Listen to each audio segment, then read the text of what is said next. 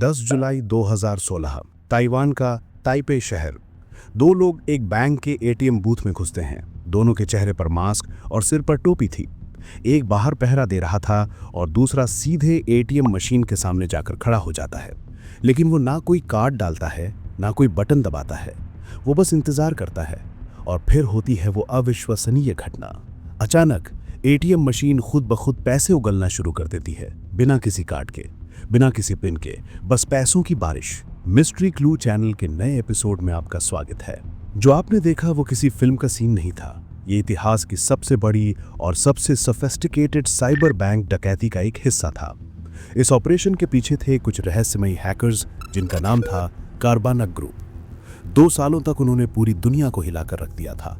30 से ज्यादा देशों के 100 से भी ज्यादा बैंकों से उन्होंने लगभग 1 बिलियन अमेरिकी डॉलर चुराए थे, जो भारतीय रुपयों में करीब 8,000 करोड़ रुपए से भी ज्यादा है। लेकिन उन्होंने ये किया कैसे और कैसे हुआ उनका अंत? चलिए आज वही कहानी जानते हैं। इस बड़ी कहानी की शुरुआत हुई थी एक बहुत ही मामूली सी गलती से।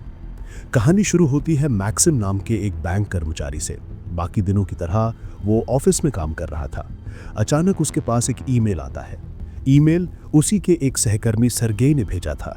सब्जेक्ट में लिखा था इम्पॉर्टेंट और साथ में एक वर्ड डॉक्यूमेंट अटैच था जिसका नाम था compliance with federal law 115। Maxim ने बिना कुछ सोचे समझे फाइल पर क्लिक कर दिया और यहीं पर उससे सबसे बड़ी भूल हो गई। उस एक क्लिक से बैंक के पूरे सिस्टम में एक अदृश्य दरवाजा खुल गया। हैकर्स ने तुरंत कोई हमला नहीं किया। वो बहुत सब्र वाले थे। कई महीनों तक हैकर्स चुपचाप सिर्फ देखते रहे कि बैंक के कर्मचारी कैसे काम करते हैं, पैसा कहां जाता है, कब जाता है, सब कुछ। वे बैंक की हर एक गतिविधि को रिकॉर्ड कर रहे थे। जब वे बैंक के सिस्टम को पूरी तरह से समझ गए तब शुरू हुआ असली खेल। कार्बनक ग्रुप ने पैसे चुराने के लिए मुख्य रूप से 3 तरीके अपनाए। पहला, वो किसी खास अकाउंट के बैलेंस को डिजिटली बढ़ा देते थे। जैसे अगर किसी अकाउंट में $2,000 हैं तो वो उसे $10,000 कर देते थे। फिर बढ़े हुए $8,000 को दूसरे अकाउंट में ट्रांसफर कर लेते थे। जब 10 घंटे बाद बैंक का सिस्टम अकाउंट चेक करता तब तक पैसा गायब हो चुका होता था। दूसरा तरीका और भी भयानक था। जैसा कि आपने वीडियो की शुरुआत में देखा, हैकर्स दुनिया के अलग अलग कोनों में मौजूद अपने एजेंट्स या मनी म्यूल्स को एक तय एटीएम के सामने भेज देते थे। फिर वो दूर से ही कमांड भेजकर एटीएम से पैसे निकलवाना शुरू कर देते थे। एजेंट्स का काम था बस बैग में पैसे भरना और भाग जाना। और तीसरे तरीके में वो अपने बनाए हुए अकाउंट्स में थोड़ी थोड़ी करके रकम ट्रांसफर करते थे और फिर डेबिट कार्ड का इस्तेमाल करके वो पैसा निकाल लेते थे। ये पूरा प्रोसेस इतना सटीक था कि कई महीनों तक कोई कुछ समझ ही नहीं पाया। हैकर्स के इस आतंक को रोकने के लिए दुनिया की बड़ी बड़ी साइबर सिक्योरिटी एजेंसीज मैदान में उतर आईं, जिनमें से एक थी मशहूर कैस्परस्की लैब्स। जब उनके जांचकर्ताओं ने यूक्रेन के उस बैंक की हार्ड डिस्क की जांच की तो वो हैरान रह गए। वहां किसी वायरस या मैलवेयर का कोई निशान तक नहीं था। हैकर्स इतने चालाक थे कि उन्होंने काम खत्म होने के बाद अपने सारे सबूत मिटा दिए थे। लेकिन अचानक एक दिन आधी रात को कैस्परस्की के एक ऑफिसर के पास फोन आया। रशिया के एक बड़े बैंक से बताया गया कि उनका डोमेन कंट्रोलर हैक हो गया है। डोमेन कंट्रोलर किसी भी नेटवर्क का सबसे अहम हिस्सा होता है, जिस पर कब्जा करने का मतलब है कि पूरा सिस्टम हैकर के कंट्रोल में आ जाता है।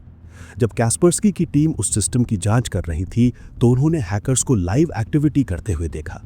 उन्होंने हैकर्स से बात करने के लिए एक वर्ड डॉक्यूमेंट खोला और रूसी भाषा में लिखा प्रीवियत यानी हेलो। कुछ मिनटों के बाद कर्सर अपने आप हिला और स्क्रीन पर लिखा you will not catch us. जांचकर्ताओं ने जवाब में लिखा वी विल कैच यू। लेकिन हैकर्स ने एक बहुत बड़ी गलती कर दी थी। ताइवान में वहां की पुलिस ने करीब 500 अफसरों की टीम बनाई। उन्होंने शहर के हजारों सीसीटीवी फुटेज खंगालने शुरू कर दिए। एक एक फुटेज को जोड़कर वो हैकर्स के मनी म्यूल्स तक पहुंच गए और उनका पीछा करते हुए होटल तक पहुंच गए और फिर एक एक करके सब पकड़े जाने लगे। लेकिन असली मास्टरमाइंड अभी भी पकड़ से बाहर था। उसका नाम था डेनिस काबांचिक। यूक्रेन का ये हैकर उस वक्त स्पेन के एलिकेंटे शहर में एक आलीशान जिंदगी जी रहा था। उसके पास करीब 15,000 बिटकॉइन थे जिनकी कीमत करोड़ों डॉलर थी। लेकिन $1 अरब का मालिक होने के बाद भी उसकी एक समस्या थी। बिटकॉइन से सीधे BMW कार या आलीशान घर तो नहीं खरीदा जा सकता।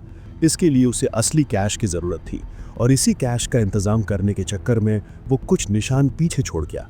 उन्हीं सुरागों के सहारे अलग अलग देशों की खुफिया एजेंसियों ने मिलकर काम किया और उस तक पहुंच गई।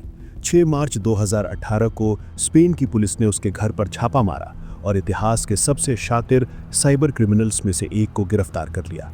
उसके पास से महंगी गाड़ियां, जेवर और करोड़ों डॉलर के बिटकॉइन बरामद किए गए और इस तरह एक $1 बिलियन के हैकिंग साम्राज्य का अंत हो गया। लेकिन उस $1 बिलियन में से ज्यादातर पैसा कभी वापस नहीं मिला। शायद वो आज भी किसी डिजिटल वॉलेट में छिपा है, किसी नए हमले के इंतजार में।